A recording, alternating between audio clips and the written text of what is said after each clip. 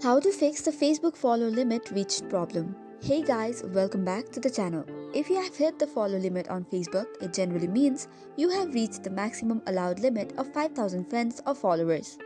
In this case, here are some methods that you can use. First and foremost, clear out the inactive followers or friends. Go through your friends or followers list and unfriend or remove the inactive accounts. This will free up space for new followers. You can use third-party tools cautiously to analyze your followers' activity, as some of these tools can help identify inactive users. But some may violate Facebook terms of service. Another thing that you can do is switch to Facebook page. If you need a wider reach, consider creating a Facebook page for a public-facing profile. Pages have no followers limit, so you can follow as many people as you want, and people can follow without restrictions as well. Use Facebook's following option.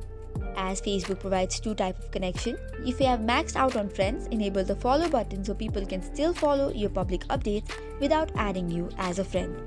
This option is available on the privacy settings and under public posts.